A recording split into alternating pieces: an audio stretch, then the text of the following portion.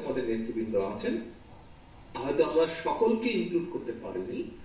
আমরা আমাদের সাংগঠনিক স্ট্রাকচারের উপরে যারা নেতৃবৃন্দ আছেন, দায়িত্বপ্রাপ্ত যারা নেতৃবৃন্দ আছেন, আমরা আপনাদের সাথে এই বিষয়টি আজকে মত বিনিময় বা আলোচনা করেছি বা তুলে ধরেছি আপনাদের সামনে। হয়তো আপনারা এর মধ্যে দেখেছেন, শুনেছেন এই ব্যাপারে।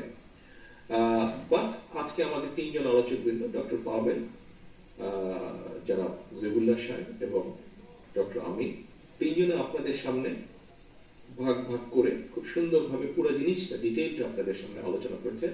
আমি ধরে নিচ্ছি যে যার ফলশ্রুতিতে আপনাদের কাছে অনেক বিষয় অনেক ক্লিয়ার হয়েছে। এখন দলের একজন সদস্য হিসাবে আপনাদের প্রতি অনুরোধ থাকবে যে আপনাদের কমিউনিটিতে আমাদের বাকি যে সকল নেতাকর্মী আছেন, যে সকল সমর্থন আছেন এবং যে সকল নিরপেক্ষ ব্যক্তি আছেন, দয়া করে আমাদের এই 31 দফার বিষয়গুলোকে, পয়েন্টগুলোকে আপনারা আপনাদের নিজেদের কাছে অনেক প্রশ্ন ছিল।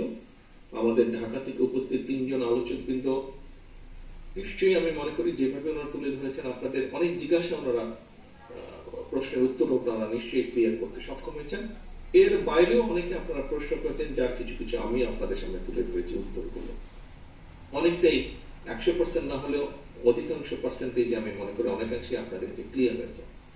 রাজনৈতিক দলের একজন সদস্য হিসেবে আপনারা দয়া করে এই বিষয়গুলো এখন তুলে ধরবেন। এখন উপস্থিতিবৃন্দ, যে 31 দফাটা কি, কেন? দেখুন, 31 দফাটি 31 দফার আরেকটু অংশ আগে, সেটি হচ্ছে যে ভিশন 2030। এটি 2016 সালে দেশনেত্রী খালেদা জিয়া উপস্থাপন করেছিলেন। পরবর্তীতে দেশের রাজনীতি পরিস্থিতি সবকিছুর বিবেচনা বাংলাদেশ জাতীয়তাবাদী দল 27 দফা উপস্থাপন করে। তারপরে প্রায় 2 বছর আগে, 2 থেকে 2.5 বছর আগে আমরা 31 দফা উপস্থাপন করি জাতির সামনে। 31 দফা যে শুধু বিএনপির তা নয়, 31 দফার সাথে আমাদের সাথে আরো যে রাজনৈতিক দলগুলো যারা আমাদের সাথে রাজপথে থেকে আন্দোলন সংগ্রামে ছিলেন, তারাও তাদের চিন্তা ভাবনা দিয়েছেন। তাদের সকলের চিন্তা ভাবনার প্রতিশ্রুতি এবং সাথে আমাদেরও চিন্তার ফলশ্রুতি এই 31 দফা। সহকর্মীবৃন্দ, অনেকেই বলেন যে বিএনপি 31 দফা পূরণ করবে, এর কি গ্যারান্টি? আজকে একটা কথা আপনাদের সামনে আমি তুলে ধরতে চাই।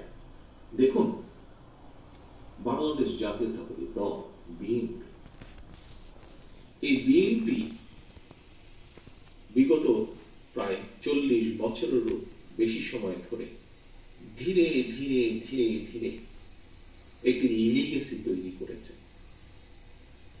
বিএনপি এই লিগেসি বা আদর্শ বা যেভাবেই আমরা বলি, এই দলের প্রতি বাংলাদেশের কোটি কোটি মানুষের আস্থা এবং বিশ্বাস আছে।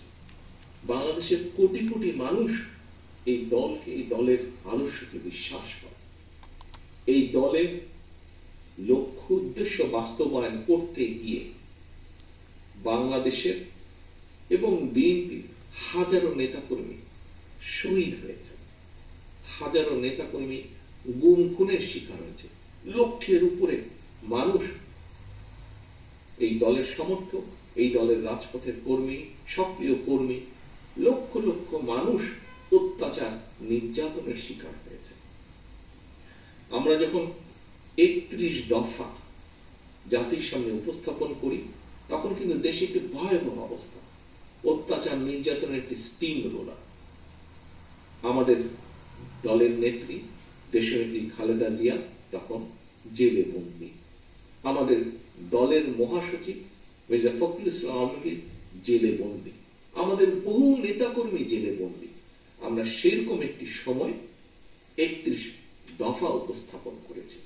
কাজী